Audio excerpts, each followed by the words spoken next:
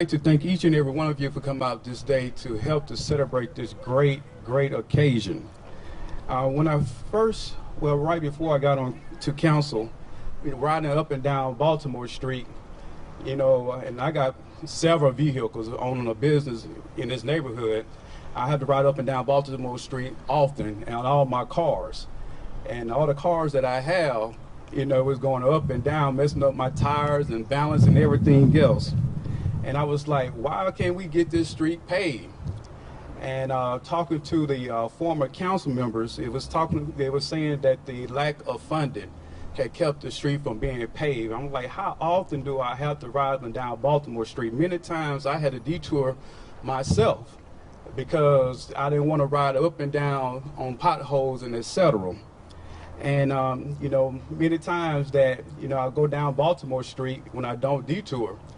One thing they don't have to worry about CJ doing and many others is speeding, because we got plenty of speed bumps down that street.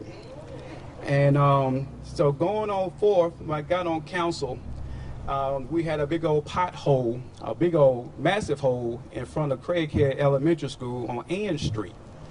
And at this time, our great commissioner, Mr. Lovegood, had given some money from Pay As You Go to go ahead and fix that that hole that was was real deep in front of Craighead, in front of the elementary school.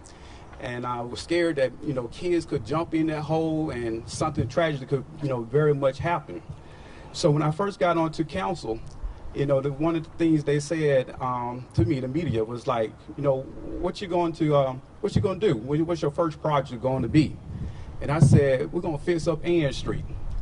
And so when I got home that afternoon and that remark made the media, my great friend to my left, Pastor Clark, had stated to me that someone had called him and told him, don't get on the news and promise things that you can't deliver.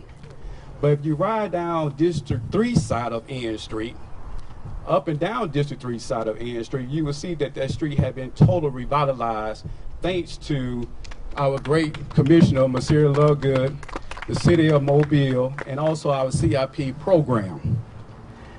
But before the CIP program, the extra sales tax penny was about to get ready to expire. And I said, look to John Williams to my right, he was sitting next to me. I said, John, I said, let's take this money and, let's, extend this 1 cent sales tax and let's put it into our communities. Because as Pastor Clark and others saying that we can't do certain things because we don't have money, and this penny is about to expire, we can do something with it. So John did get on board, and he said he would support it. And I talked to Councilman Richardson, and Councilman Richardson said that he would go in and he would be a sponsor with me. So I knew right then I had 3 votes. So we just needed 2 more votes to go. But thank God that the council did extend that 1 cent sales tax and made it to a CIP program, Capital Improvement Project program. But when I was pleading among my colleagues to develop that, I had contacted one of the residents on Baltimore Street by the name of Ms. Mary Williams, who would come up later on. And I asked Ms. Williams to come down and speak to the council about the conditions of Baltimore Street and why we needed to extend that penny. And Ms. Williams, you see that your time coming down to City Hall was not in vain, because if you did not come down to City Hall, we might not be standing in the middle of Broad Street today.